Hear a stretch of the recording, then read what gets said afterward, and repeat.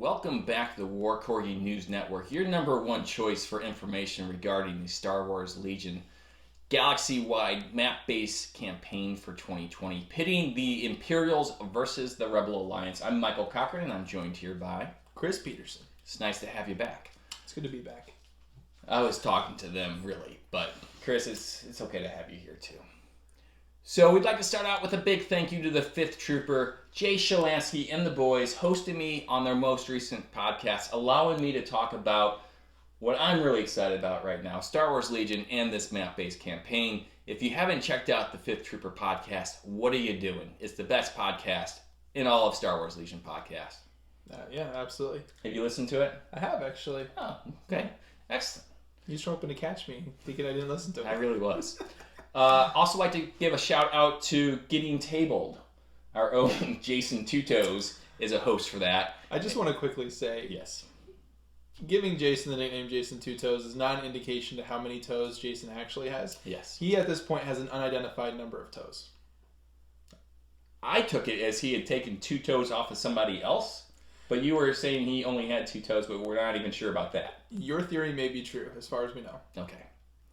All right. So Jason Two Toes is a member and host of Getting Tabled, an excellent podcast covering all sorts of games you can find on iTunes.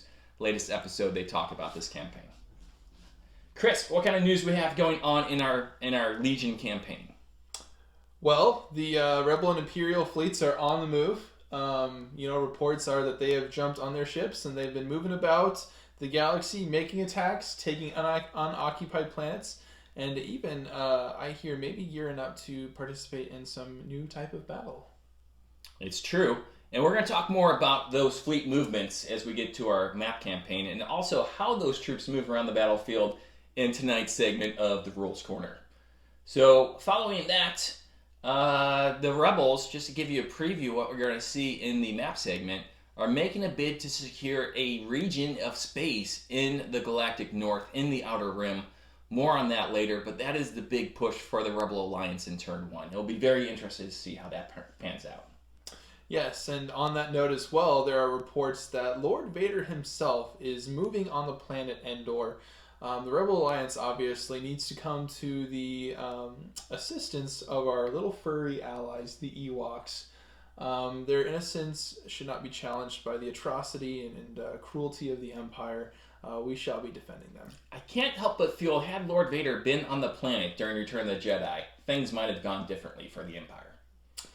That may be so, but considering our campaign is directly from the Empire taking control of the galaxy, I have no idea what you're talking about. Oh, okay. I mean, that's a fair point.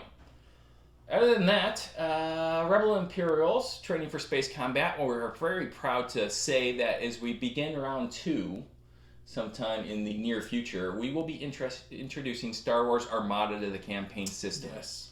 So again, thanks to Jason Two Toes for providing fleets for both the Rebel Alliance and the Imperials. Just today, I have purchased my very own Armada core set and this Interdictor class starship that you see here, and we're looking forward to incorporating that into the campaign as well in a really interesting system. Absolutely. Our commanders on both sides of the split line on factions are practicing and getting their games in to be able to participate in Armada battles for this campaign. Okay. Also, sad to report that the Rebel recruitment drive is going much better than the Imperial recruitment drive. A big thanks to all the patrons who have signed up in this past week. We're very excited to have you. So excited, I have developed 3 new special mission objectives for our patrons to help support this map-based campaign. So far, reports from the patrons are all positive. They're having a great time. And everyone here in St. Louis doing the map-based campaign is watching very closely to see what's going on in the Outer Rim. Absolutely, and it is reported that there have been quite a few victories on the Rebel side from our Outer Rim allies. Yes. We'll see how that plays out in the map. It's been exciting. We're going to hear more later on what's going on in the Outer Rim by our very own Outer Rim correspondent, Ron Armstrong. You can catch him streaming games over at his own YouTube channel, the Cocky Rooster. All right, I think that's going to be it for the news. Join us now for some campaign rules talk over in the Rules Corner.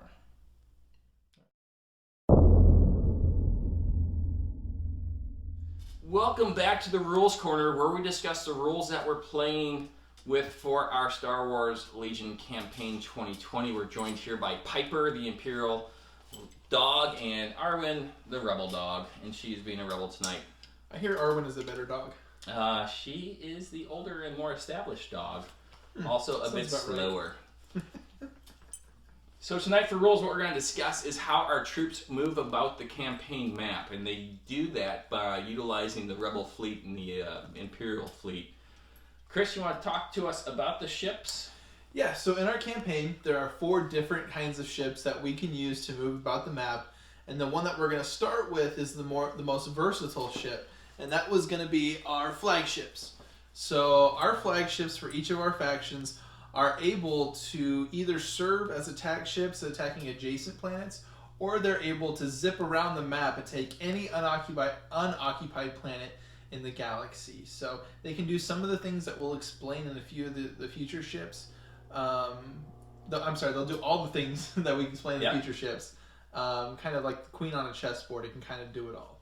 Yeah, and they are great ships because they cannot be stopped either by the interdict mission that we're introducing the Star Wars Armada in game turn 2. So the analog to the Mon Calamari cruiser Chris just showed you is the Imperial Super Star Destroyer ferrying those troops out. And really what is especially valuable for those ships is they can open up new fronts in the campaign. They can go different areas, and where there was no Rebel presence, now suddenly there's a Rebel presence. Yeah. And we can use the next ship that we have, the attack cruisers on both sides, which are able to attack adjacent planets to where you're already occupied. Yeah. Yeah, so being able to zip right in the very next round, being able to attack something next to it. Any unoccupied planet around you is a potential threat to the campaign. Yeah, absolutely. And then the third ship we have is the transport, just the regular transport. Mm-hmm. Much like the flagship, it can move models into unoccupied planets, but those planets must be adjacent to a planet you already control at the start of the round. Or, like the Imperial flagship or the Rebel flagship, they can also start a combat in an adjacent planet. So, if no planets are open next to you, you can always use that transport to start a combat. Yeah, another thing to mention too is that while we do have 2 attack cruisers, 1 transport, 1 flagship, that a few extra things can contribute to how many attack cruisers we have, such as Patreon support, winning their missions and providing those, and as well occupying sectors. Yes. Will provide extra attack cruisers for your team as well. The occupying an entire region can give you an additional attack cruiser, or occupying your home sector gives you an Armada ship to start an Armada fleet battle.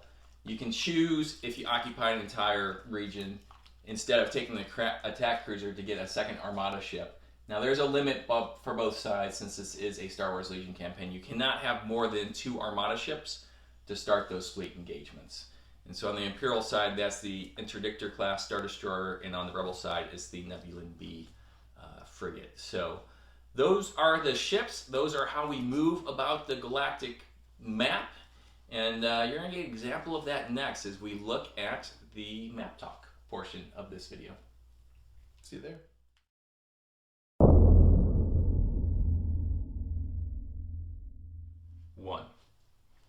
Welcome back to the map segment where we give you an overview of where we're at in the campaign. So if you remember from last episode, after the initial setup, the Imperials had all 4 planets in the center here. They had taken Kashyyyk, Hoth, and Tatooine with their 3 picks. Chris, what's the Rebel situation look like? Well, our 3 picks for the setup of the campaign was to take Toydaria, Nal Hutta, and Endor way over here. Okay. So we did roll a dice, and it was the Galactic Empire who won that dice roll. And with their first move, they moved troops from Corellia into Sullust. Now that both denies the Rebel Alliance from using that as a resource to get more Pathfinders, while giving the Empire some awesome Death Troopers. My apologies. Okay. So as he moved into Sullust, there as the whole Imperial force moved to Sullust, we decided to send our transport over into Bathawui. Did I say that correctly? Absolutely. I thought so. I just want to show it off. Bathawi. Never mind, I didn't say it right. Bathawi.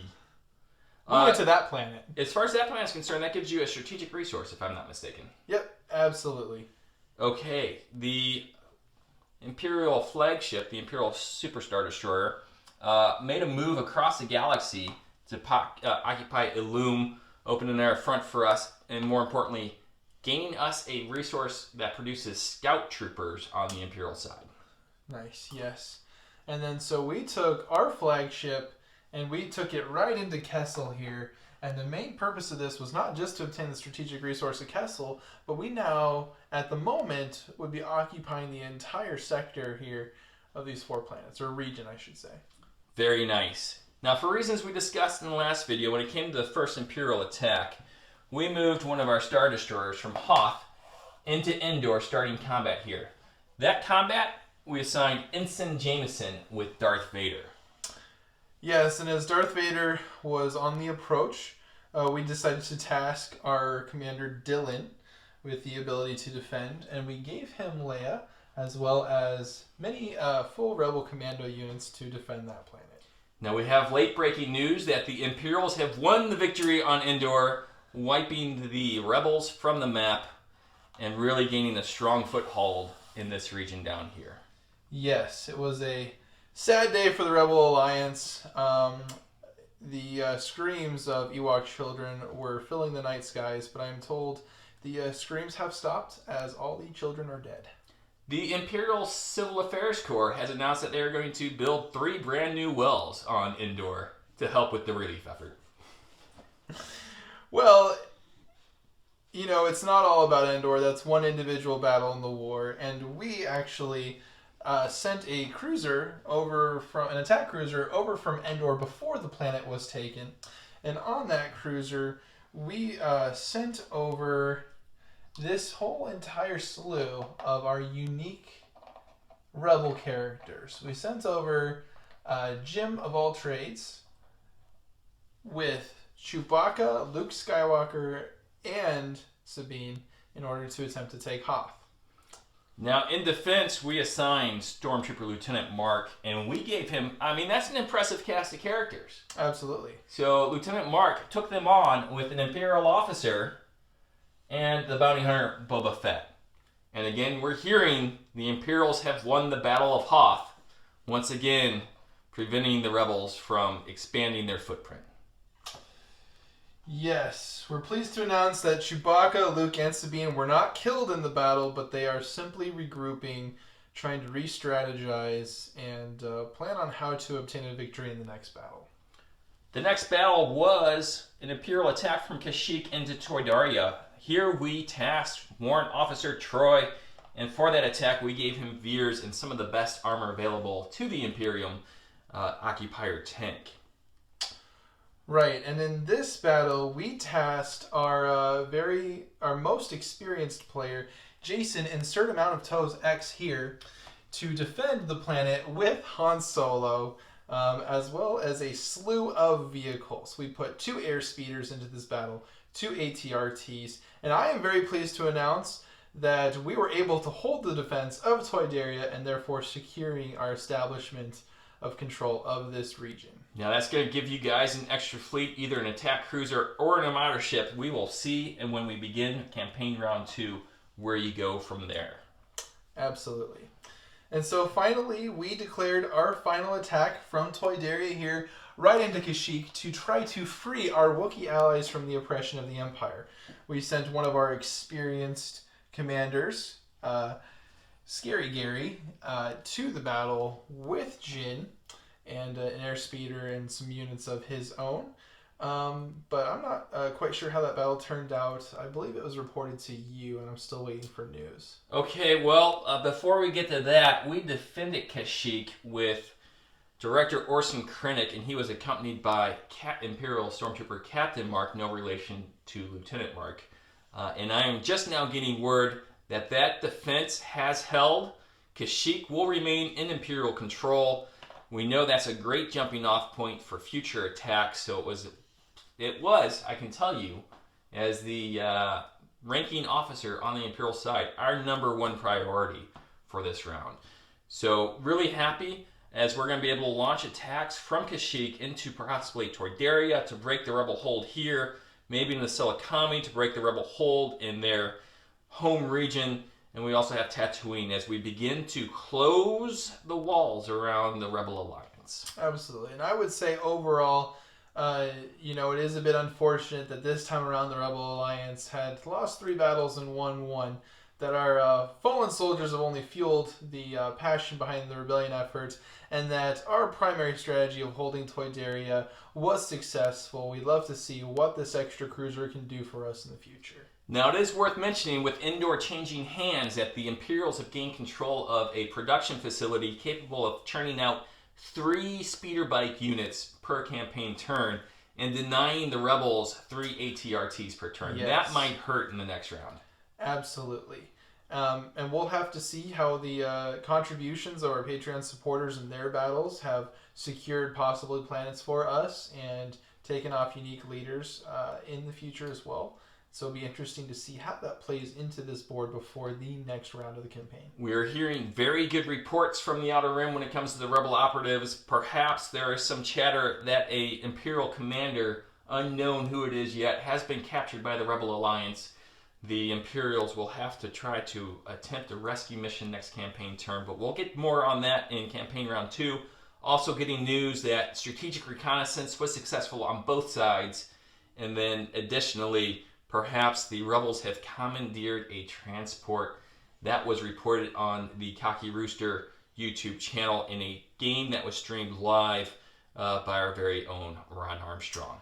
Absolutely, and I would just like to take a moment to note that even overall locally, that this was a time where the Rebels had lost more games than the Empire. The contributions of the Patreon supporters have really equaled out the overall effect, I feel, with their support. That's a bold statement there, Chris. We will see how that comes into effect as we move from campaign round 1 into campaign round 2. Make sure you are staying in tune with us as we go to our next segment.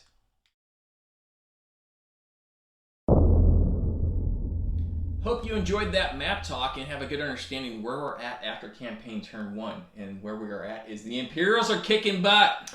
For now. Yes. So now we're going to throw it to our Outer Rim correspondent, Ron Armstrong, to see what's going on near Kashyyyk. Rebel forces are on the run. The vicious bounty hunter Bosk, under the orders of Director Krennic, is in pursuit of Luke Skywalker. Intel has led the Imperial force to the Wookiee planet of Kashyyyk, where they are intercepted by Princess Leia and Sabine Wren. Master Yoda has tipped off Master Luke, and he fled the planet in a rebel transport before the Imperial force arrived. A vicious battle ensued. Be sure to head to YouTube to see the battle report captured by Imperial probe droids. This is Cocky Rooster reporting for the War Corgi News Network from the Outer Rim. Stay tuned for the next mission.